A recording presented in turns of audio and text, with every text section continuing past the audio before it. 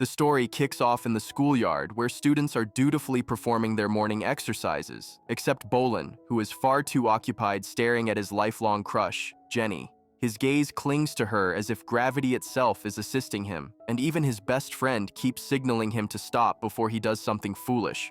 But disaster strikes anyway when the class teacher walks in, and Bolin, completely distracted, ends up smacking him by accident. The poor man's glasses shatter tragically, and Bolin earns a furious scolding. The truth is simple that Bolin has adored Jenny since childhood, yet has never developed the courage to speak to her. Watching her from afar is enough to turn his heart into a hyperactive drum. Inside the classroom, Bolin is thinking about his dream of becoming an astronomer. Planets, stars, galaxies, the universe, everything cosmic fascinates him. But once again, he is caught daydreaming and scolded, and despite his best friend Hao's valiant attempt to defend him, the teacher throws both boys outside the class. Luckily, it is break time, so they wander around campus and watch different students enthusiastically promoting their clubs. Bolin nearly floats with joy when he sees Jenny encouraging astronomy lovers to join her astronomy club. This was the cosmic blessing he didn't know he needed. But unfortunately, a swarm of students suddenly rushes forward as the school's most dramatic celebrity enters. Paul, the boy every girl mysteriously loses brain cells over. Paul proudly introduces himself as the president of the astronomy club and starts bragging endlessly about his achievements. Somewhere in the giggling crowd, a girl announces that Paul's sheer handsomeness is making her faint, and Hao mutters that she better not faint because he is absolutely not interested in lifting strangers off the ground. Paul then showcases his bizarre inventions that Bolin finds laughably useless. A self-returning ball, a magical oil that claims to help you lose weight while running, and a barbecue trick that looks like a direct invitation to call the fire brigade. While Bolin and Hao exchange looks of deep, existential disappointment, the girls practically worship Paul and join his club instantly. Unable to take this nonsense anymore, Bolin speaks up, saying the astronomy club has turned into a fan club full of people who probably think Venus is a shampoo brand. Paul struts over with full arrogance and mocks Bolin for being the type of boy who looks for aliens behind school buildings.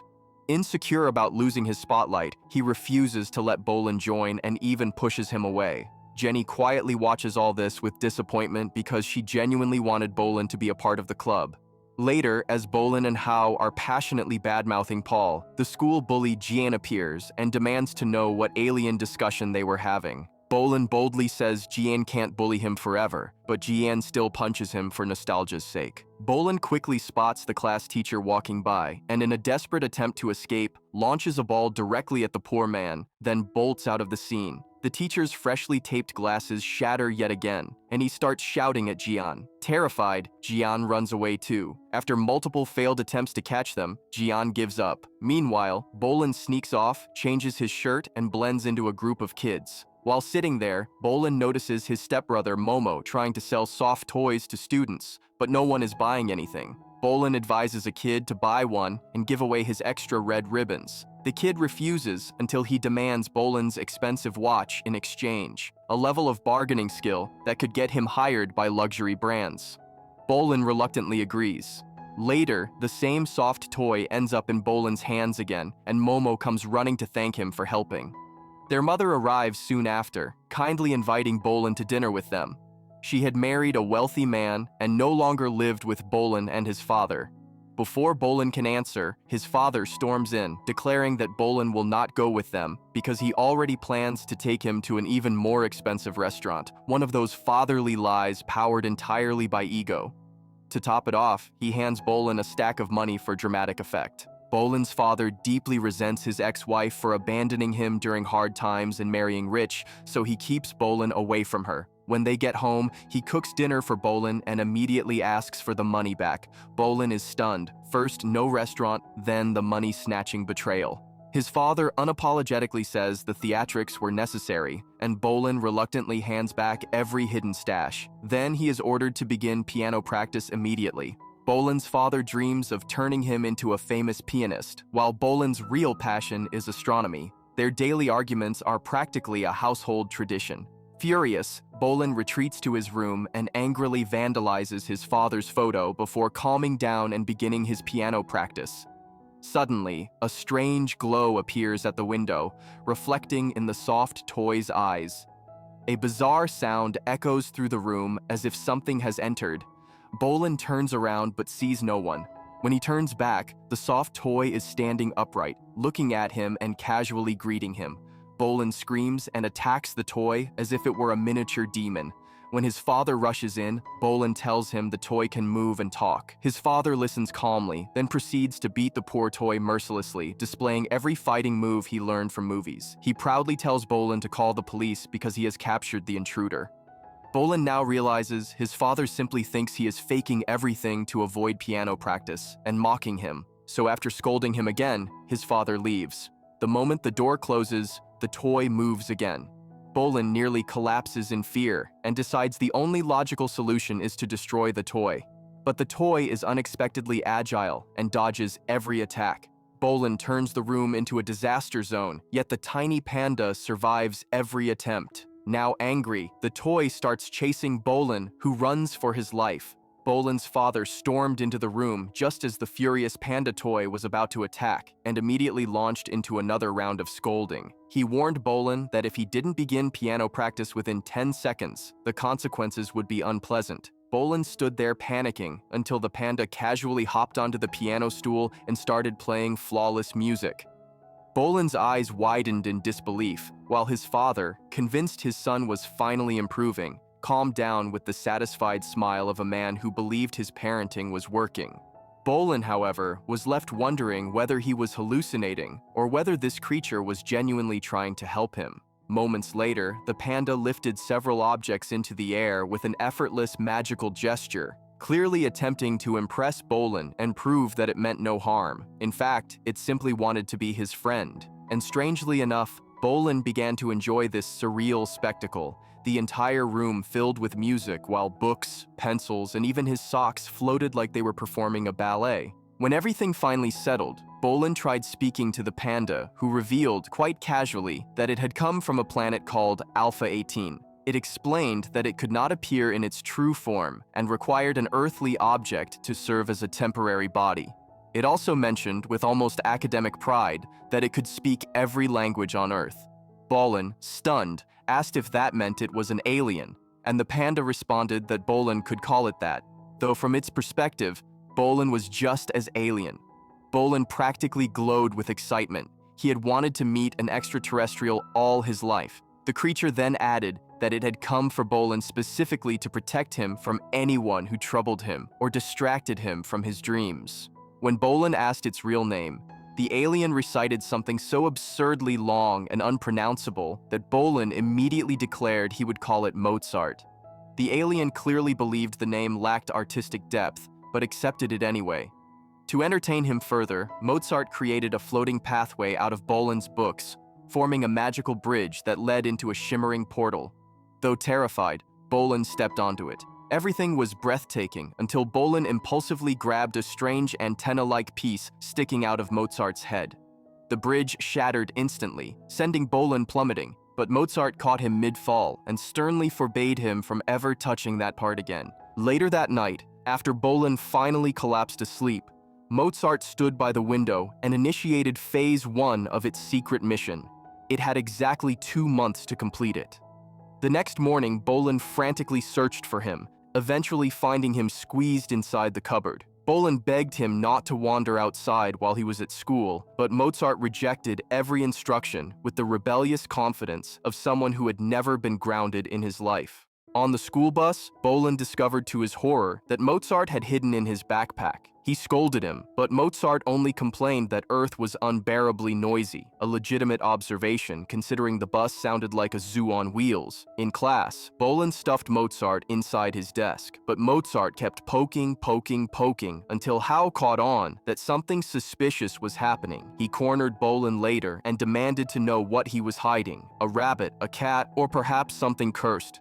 Realizing Hao would never leave him alone, Bolin finally revealed Mozart. Unfortunately, Mozart chose that exact moment to stay perfectly still, leading Hao to believe Bolin had lost his mind. Hao angrily tossed the panda aside, and the moment Mozart twitched, Hao let out a scream so intense that Bolin briefly considered shielding him with a helmet. Bolin explained that Mozart truly was an alien. Their conversation was cut short when Jian appeared and demanded an explanation. Both boys lied clumsily, claiming they were only playing with a toy. But the second Jian resumed his habit of punching Bolin. Mozart intervened and spun Jian through the air like a malfunctioning helicopter. When Jian finally stopped, his clothes had transformed into a ridiculous combination that made Bolin and Hao laugh uncontrollably. Jian fled before anyone else could witness his humiliation. Hao, thoroughly impressed, declared Mozart a legendary figure and begged him for help in winning a football match in front of the schoolgirls. After receiving a generous amount of flattery, Mozart agreed. Paul's team, filled with athletic, overconfident players, looked unbeatable, whereas Hao's team resembled a group of sleepy turtles. But once the match began, Mozart made the ball fly exactly where it needed to go, shocking everyone. Hao scored goal after goal, so many in fact, that even he looked surprised every time it happened. Bolin felt proud watching Mozart's magical mischief, and ultimately Hao's team won, celebrating as though they had defeated a world-class team instead of accidental luck. Later, while heading to class, Bolin caught sight of Jenny again and immediately forgot how to breathe. Hao and Mozart teased him mercilessly. Meanwhile, Paul strutted over to Jenny and handed her flowers, which made Bolin's jealousy ignite like a rocket engine. Bolin quietly ordered Mozart to teach Paul a lesson. Mozart obeyed with flair, blowing off Paul's wig, making him fall, and even snatching his belt in front of everyone. Jenny burst into laughter, while Paul ran away in utter shame. The trio laughed, unaware that Jenny had spotted them. When they were proudly discussing how brilliantly Mozart had humbled Paul, Jenny confronted them and asked whether the toy truly possessed supernatural abilities because she had seen it moving on its own. Hao tried to deny it, but when she refused to believe him, the boys finally revealed the truth. Jenny became delighted, enchanted by Mozart's abilities. Meanwhile, Jian had joined a bizarre alien investigation association, a group of overly imaginative people convinced that aliens exist and will one day take them to another planet. Their leader, Xia, called herself the ruler of space, convincing her followers she could guide them to another world.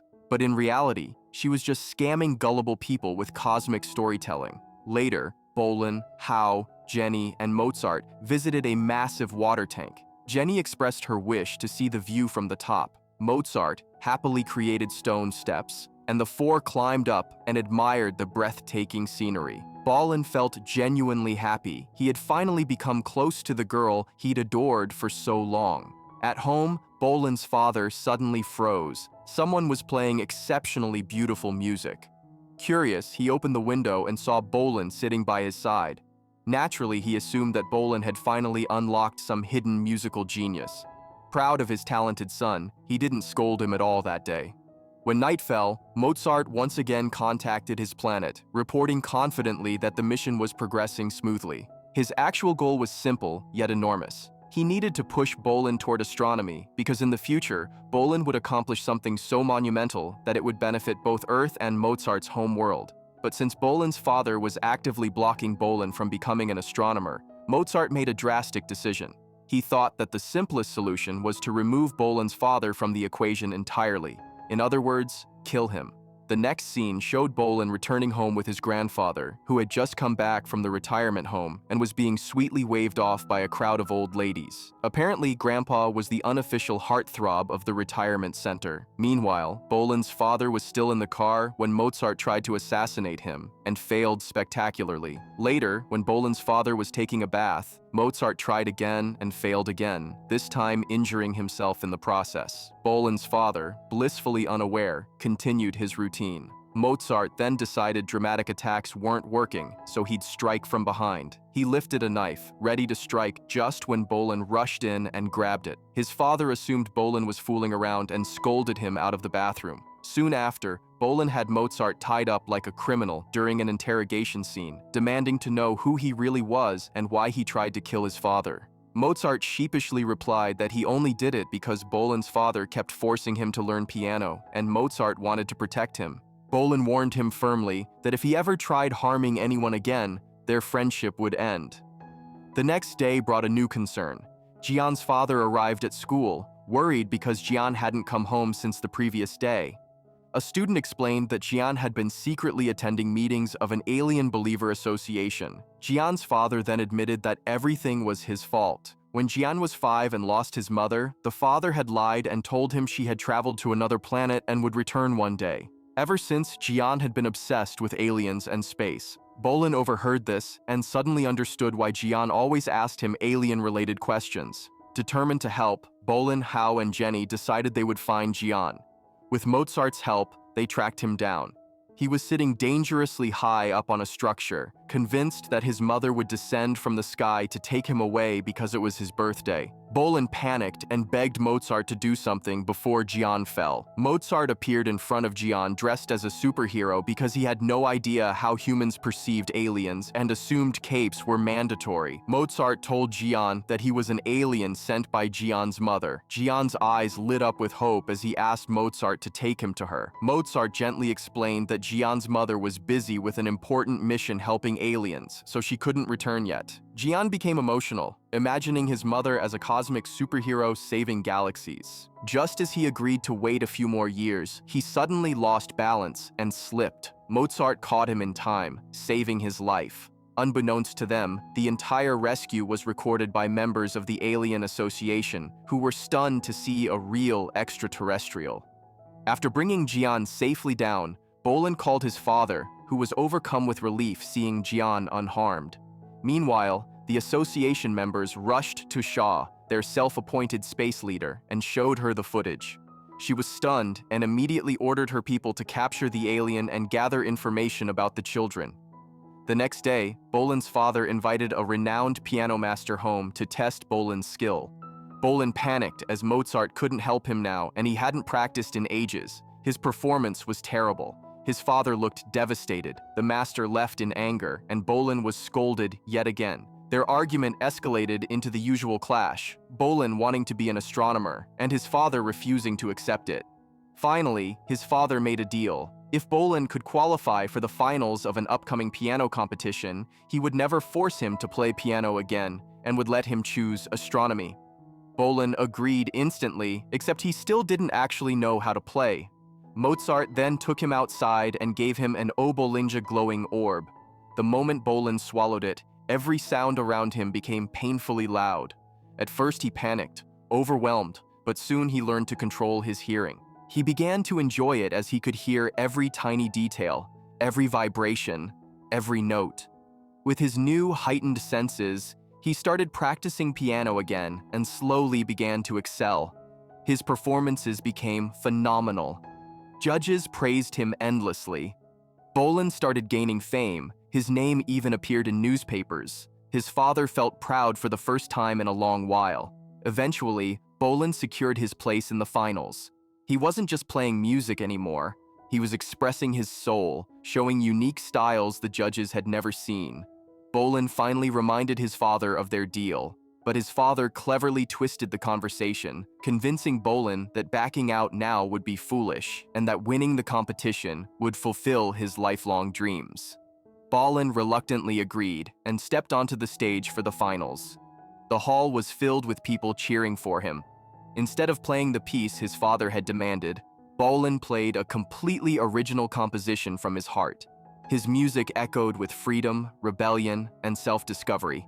Between the performance, we saw glimpses of his father's life, years of struggle, sacrifice, and the desire to give Bolin a better future. When Bolin finished, the audience was stunned and deeply moved. The judges finally declared Bolin the winner, a moment that sent his father into a state of triumphant delight so intense he looked ready to adopt the trophy as his second child. Bolin received the award, and when his father held it, his grin stretched even wider. His mother was present too, expressing her pride before leaving, and soon, Bolin was with his friends when Jenny quietly revealed a heartbreaking truth as she would be moving away soon due to her father's transfer, a revelation that shattered Bolin's heart, even though he pretended pretended to be unfazed, giving her a forced smile before slipping away. Later, his grandfather gifted him a telescope to celebrate his victory, and his father handed him an astronomy book he had always wanted, though the gesture carried a hidden motive, as his father immediately began pressuring him to join a music academy. Bolan's anger rose because he remembered the promise his father had made that if he won the competition, he would never be forced to play piano again and could follow his dream of becoming an astronomer. But his father broke that promise without hesitation, leading to a heated argument since his father never truly cared about Bolan's own dreams. Frustrated, Bolan retreated to his room and asked Mozart to take him away, unable to stay there anymore, and Mozart agreed, forming another magical bridge from the books so they could leave. They picked up Hao on the way, who happily agreed to join them, and then visited Jenny, telling her she should see the entire city with them before she left. She agreed, though the place she most wanted to visit was too far to reach on foot, so Mozart lifted a boat into the air, shocking everyone who witnessed it, and the three of them climbed aboard as the boat drifted upward. The con artist Shaw and her cronies saw the floating boat and decided to follow it. From above, the city looked breathtaking, making them all ecstatic. People below stared in disbelief while Bolan, Hao, and Jenny waved cheerfully like celebrities on an accidental sky tour. When they paused at a scenic spot to look at the stars, Mozart brought the constellations even closer and formed various shapes out of them, mesmerizing the trio so much that they began shouting Mozart's name in admiration. Watching from afar, Shaw plotted that capturing this alien and forcing him to perform star shows could make her richer than her imagination. But Mozart had exhausted too much power and began weakening, telling them he would return them home the next morning. Exhausted, the group rested together, and Bolan requested a story, prompting Mozart to reveal the real reason he came, that 60 years in the future, humans would contact aliens. Bolan himself would become the astronomer responsible for connecting Earth with Alpha 18. Together, both planets would create a third, powerful world where humans and aliens could live side by side, a vision only possible if Bolan pursued astronomy instead of being coerced into piano. Unfortunately, Mozart only had a few hours left on Earth, though he assumed Bolan heard everything, the irony being that Bolan had fallen asleep halfway, proving once again that the universe really does have a sense of humor. Mozart then tried giving Bolan his watch, but heard an enchanting melody, followed it, and was suddenly captured by Shaw. The next morning, Bolan heard his father's voice and discovered that the parents, with police help, had located the missing kids. Everyone was relieved, but the moment Bolan realized Mozart was gone, he panicked and called his name desperately. Back in his room, he stared at the watch and remembered Mozart's words, including the fact that Mozart had only 7 hours left before disappearing forever, so Bolan told his father he had to find him. His father initially thought Bolan had lost his mind chasing a toy, but then slowly pieced together all the earlier incidents, realizing that the toy had truly been alive. Meanwhile, Jenny, who was supposed to leave town with her father while Paul came to say goodbye, overheard the situation and refused to leave, joining the mission to find Mozart. Bolan and Hao approached Jian for help, revealing that the alien Jian met that night was in danger and needed to be rescued. Jian was startled that they also knew the alien, but before he could process anything, Bolan's ears began ringing painfully as Mozart tried contacting him, showing him visions of an alien association torturing Mozart with harsh noises to weaken his powers. Jian quickly realized who those people were, having attended their meetings before, so the three rushed toward Shaw's hideout just as Jenny arrived with Paul's help, turning their mission into a rescue team. Meanwhile, Mozart, still unconscious, was about to be burned, while Shaw convinced her followers that eating alien meat would turn them into aliens themselves, a level of stupidity so high even the universe might have filed a complaint. Bolan and his friends burst in, ready to fight, and after a chaotic clash, their group overpowered Shaw's followers. Shaw realized these kids were not as easy to handle as she expected, so she tried to escape with Mozart, forcing Bolan to chase her. His watch showed time rapidly running out. After a long chase, Shaw's accomplice struck Bolan, and though Bolan tried fighting him, he couldn't overpower the adult, so he grabbed the man's leg and pleaded desperately for Mozart to be returned to him. But that man turned out to be unbelievably vile, and just when it looked like Bolan was losing control of the situation, his father stormed in and began beating the man furiously, furiously, demanding to know how he even dared to touch his son when he himself had never raised a hand on him in his entire life. He then told Bolin that he had tracked him through his mobile and urged him to go to Mozart immediately. Meanwhile, Shaw was telling Mozart with twisted pride that while her two partners wanted to make money off him, she wanted to kill him simply because his existence would stop her from fooling innocent people any further.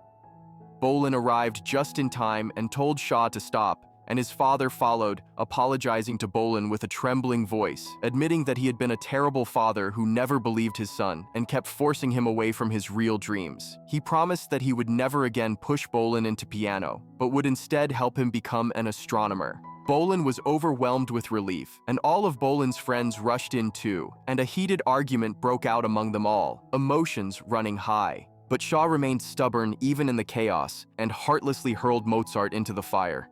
Bolin's world shattered in a heartbeat. Yet before anyone could fully process the horror, Mozart began rising from the flames, glowing faintly as if the fire had merely warmed him up.